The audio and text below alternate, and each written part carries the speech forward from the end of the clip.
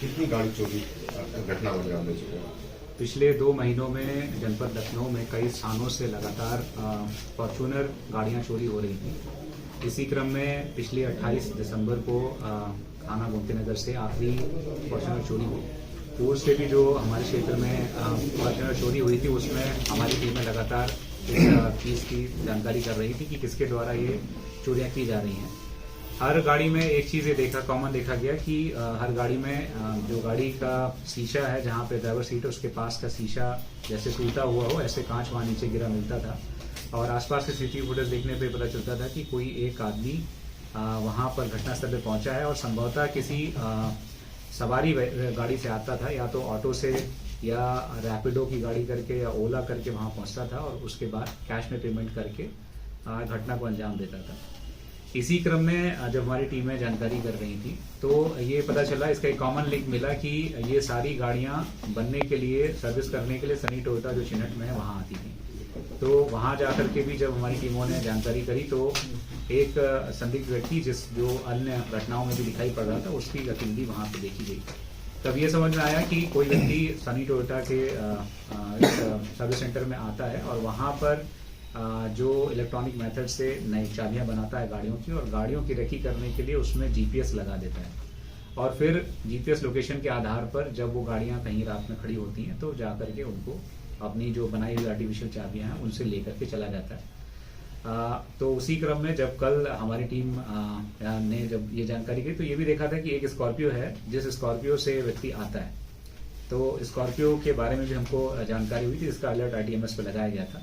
कल रात में हमको आईटीएमएस का अलर्ट जारी हुआ कि इस प्रकार से वो स्कॉर्पियो फिर से जनपद लखनऊ में देखी गई है, और उस आधार पे हम लोगों ने जब वो घटना एक दूसरी घटना को अंजाम देने के लिए आया था तब हमारी टीम ने उसको पकड़ लिया। तो उससे पूछताछ की गई तो उसने बताया कि वो इस तरह का अभ्यस्त अपराधी है और पिछले लगभग 20 सालों से इस तरह के अपराध कर रहा है और हर बार अलग अलग ब्रांड की गाड़ियां चुराता है। इस समय वो फॉर्च्यूनर गाड़ियां चुरा रहा है। मोडस ऑपरेंडी यही है कि इलेक्ट्रॉनिक माध्यम से जो उनकी की होती है वो बनाने के लिए एक सॉफ्टवेयर का उपयोग करते हैं। तो सर्विस सेंटर पे जा करके, क्योंकि वहाँ पे बहुत सारी गाड़ियां बन रही होती हैं और बहुत सारे लोग आ जा रहे होते हैं, तो वहाँ के लोग ध्यान नहीं देते हैं। तो वहाँ पर चेसिस नंबर और इंजन नंबर नोट करके उस आधार पे उनकी आर्टिफिशियल चाबियां बना लेता है और उन गाड़ियों में जीपीएस लोकेटर लगा देता है, जिसको अपने फोन से मॉनिटर करता रहता है। इस तरह की चीजें वर्तमान में उसने टारगेट में कर रखी थी पटना में, लखनऊ में और रायपुर में। ये मुख्य रूप से जो काम कर रहा है, इसमें 2 अन्य अपराधियों को हमने वांछित किया है। इसमें एक व्यक्ति, एक इसका संबंधी भी है, जिसने हरियाणा में ये जो स्कॉर्पियो जिसका इस्तेमाल ये चोरी में कर रहे हैं वो चुराई थी। और दूसरा व्यक्ति जो लॉरेंस बिश्नोई गैंग से जुड़ा हुआ है, वो ये गाड़ियां उनको ऑर्डर देता था कि इस तरह की गाड़ियां चाहिए, और वो जब ये चुरा के लेके आता था तो उसको रुपए दे करके गाड़ियां ले लेता था और गाड़ियों की तस्करी आगे करता था। सर, सर्विस सेंटर के अंदर चेसिस नंबर लेने जाने के लिए अकेले ऐसा काम करता था कि और लोग? जो जितना भी कार्रवाई इसके द्वारा की जाती थी, जो जनपद लखनऊ, पटना या रायपुर में जो गाड़ी चुराने की कार्रवाई पूरी तरीके से अकेले की जाती थी। इसमें किसी तरीके का सहयोग किसी और से नहीं लेता था। बाकी लोगों का सहयोग, जब गाड़ी यहाँ से लेकर के वो राजस्थान पहुंचता था तो राजस्थान में गाड़ी को डिस्पोज ऑफ करने के लिए, बेचने के लिए और तस्करी करने के लिए लोगों का उपयोग करता था। बहुत अभ्यस्त अपराधी है, जिसके ऊपर विभिन्न राज्यों में अलग अलग मुकदमे पंजीकृत हैं, जिसमें वो अलग अलग समय पर अलग अलग राज्यों में जेल भी रहा है। पूर्व में अभी तेलंगाना जेल से छूटा है 1 साल तब से अब वर्तमान में फॉर्च्यूनर पर कार्रवाई कर रहा है। जब हमने इसको पकड़ा तो इसके फोन पर 15 इस तरह की गाड़ियों के जीपीएस लोकेटर चल रहे थे, जिनको जो पटना, रायपुर और लखनऊ में जो सर्विस सेंटर बनने आई थी, जिनको ये ट्रैक कर रहा था। तरीका ये करते थे कि जिस दिन चाबी बनाने के बाद जीपीएस लोकेटर से फिर उसको ट्रैक करता था, जहां वो गाड़ी रात में खड़ी होती थी, अपने स्कॉर्पियो से आता था, वहां से गाड़ी को उसकी आर्टिफिशियल की से ऑन कर लेता था और ड्राइवर सीट के बगल वाले साथ में अपने साथ में कांच भी लेकर के आता था। तो बगल में, शीशे के बगल में वो कांच गिरा देता ताकि लोगों को लगे कि इसने शीशा तोड़ करके गाड़ी चुराई है। और एक एक्स्ट्रा फर्जी नंबर प्लेट भी रखता था, जो बरामद भी हुई है। जो गाड़ियां चुराता था उसको ले जा करके नंबर प्लेट चेंज करके वापस उसी शहर में किसी पार्किंग में खड़ा कर देता था।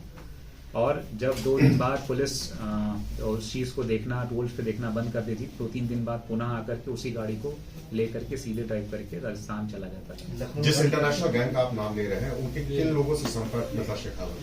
जो इसने अभी मुझे नाम बताए हैं कि हाँ, भजन लाल एक उनका साथी है जिसको भजन लाल बिश्नोई, जिसके संपर्क में ये था, और इसका भांजा भी इसमें है जो इसकी मदद करता है।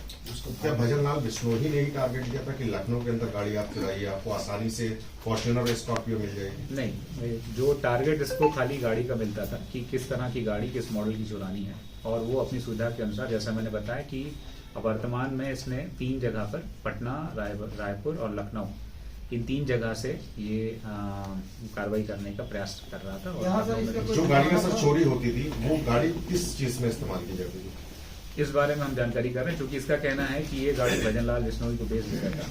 उसके बाद वो गाड़ियां कहाँ जा रही हैं, संभवतः इसका कहना है कि उसकी तस्करी हो जाती है या उसमें कुछ सामान रख करके अन्य अपराध किए जाते हैं। इसको उसकी जानकारी नहीं, इसको ये जानकारी है कि इससे गाड़ी का पैसा दे करके गाड़ी ले लिया। लखनऊ में रुकता कहाँ था ये? लखनऊ में मोस्टली चारबाग के आसपास जो छोटे होटल हैं, जो यात्री होटल, वहां पे आकर के रुकता है।